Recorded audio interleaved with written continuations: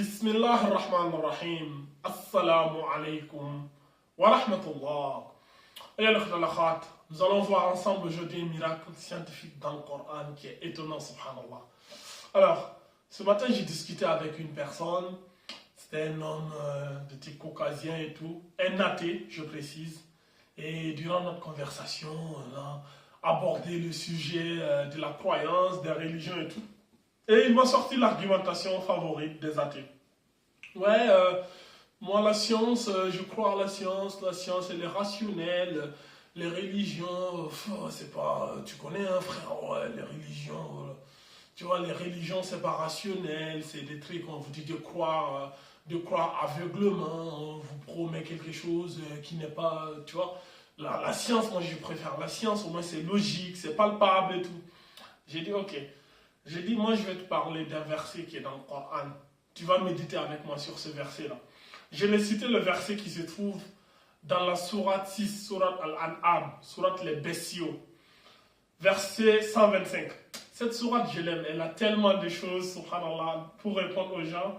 C'est un truc incroyable.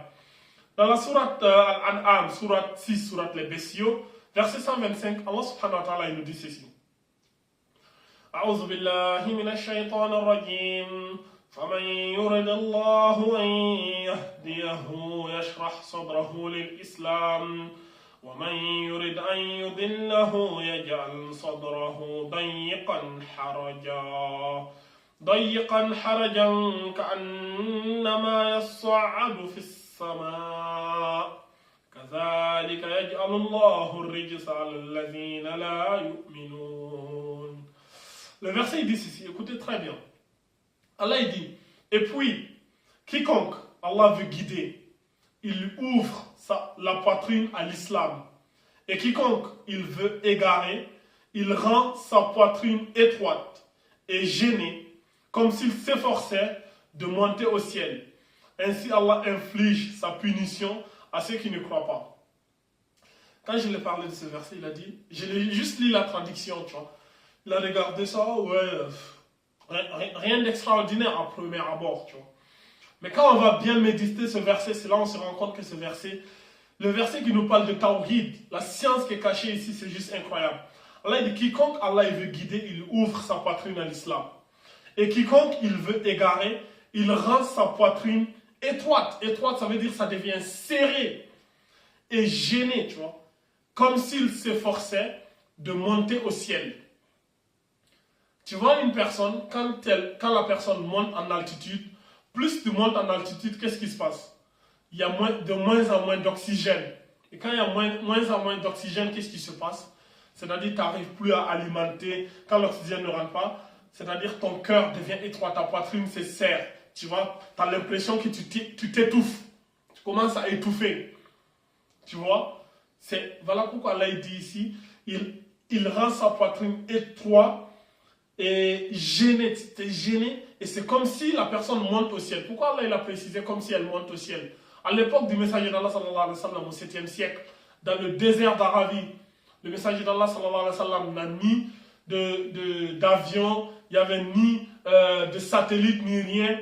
Comment il pouvait savoir que quand une personne monte au ciel, sa poitrine devient étroite et serrée? Qui a enseigné ce processus-là? Au messager d'Allah, il n'avait pas accès aux outils de la biologie, il ne connaissait pas l'anatomie humaine, il ne savait pas comment ça fonctionnait l'organisme de l'homme. Qui a enseigné ça au messager d'Allah au 7e siècle, dans le désert d'Arabie? Aujourd'hui, des gens, beaucoup ont du mal avec l'avion parce que dès qu'ils prennent un peu d'altitude, la poitrine devient étroite et serrée, ils ont du mal à respirer, c'est comme s'ils étouffent. J'ai dit le Coran là, il nous parle de quelque chose qui touche le Tawhid, c'est-à-dire il nous parle de Tawhid ici, mais le Tawhid qui vient toucher la science à un niveau poussé.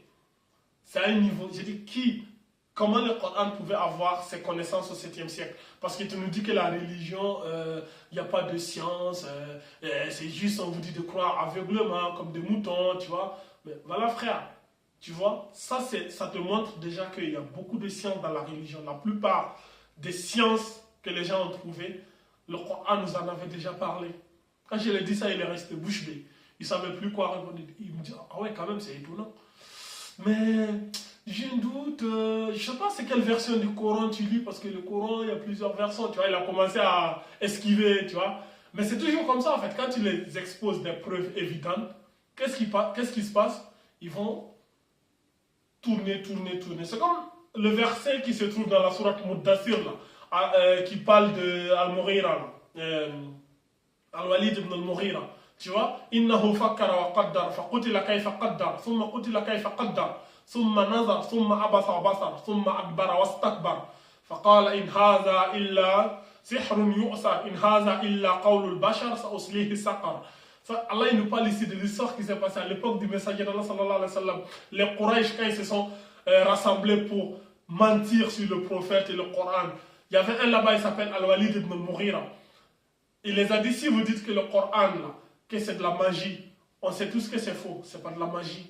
Si on dit que c'est de la sorcellerie, on connaît les sorciers. Si on dit que c'est la poésie, on connaît les poètes. Et le Coran n'a rien à voir avec tout ça. Et c'est vraiment très beau. Quand on écoute le Coran, c'est d'une beauté incroyable.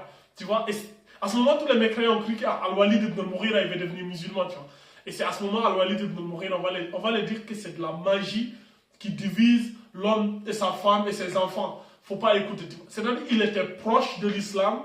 Et au moment où tu crois qu'il va croire, il retourne dans l'obscurité, tu vois. Et c'est le même processus. Souvent, quand tu exposes les preuves qui sont claires, évidentes, limpides, sans contestation, ils vont toujours trouver quelque chose. Oui, mais, ils vont complètement aller à l'ouest. Voilà pourquoi Allah dit, quiconque Allah, il veut guider. C'est Allah qui guide. Allah il guide qui il veut. Celui qu'Allah il veut guider, il lui ouvre sa poitrine à l'islam, afin que tu deviennes, que tu puisses recevoir le message de l'islam. Tu vois, c'est Allah qui facilite ce processus. Et quiconque Allah il l'égare, il rend sa poitrine étroite, gelée, comme s'il s'efforçait de monter au ciel. Pensez que ceux qui ne croient pas, ils ne sont pas bien. Regardez-les simplement. C'est juste aller faire des soirées, aller boire l'alcool, machin, ou moindre épreuve qui les touche, ils basculent complètement dans la dépression. La dépression est très très omniprésente dans les mondes, dans les sociétés qui ne sont pas musulmanes, des sociétés qui ne croient pas réellement. Quand tu es un vrai croyant, tu crois en Allah, il n'y a pas de dépression. Tu ne vas jamais voir un vrai croyant tomber en dépression. Parce que peu importe l'épreuve qui touche un croyant, le croyant il sait que c'est Allah subhanahu wa ta'ala qui l'a donné cette épreuve et il patiente. Parce qu'Allah il aime les patients. Tu vois, Allah dit Alif Lam Mim. Pensez-vous que nous allons vous laisser dire nous croyons sans vous éprouver?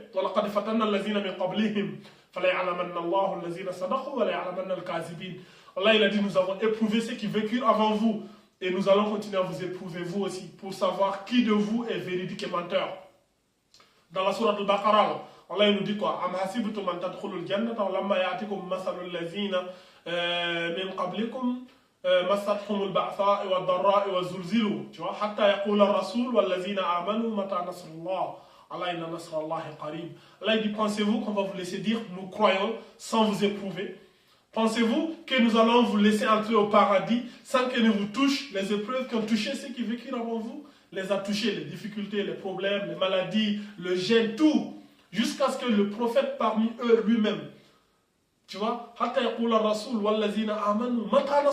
prophètes nous ont dit, mais quand est-ce que viendra le secours d'Allah? Tellement que c'était devenu dur. Là, il a dit, Allah inna nasrallahi qarib, le secours d'Allah est proche.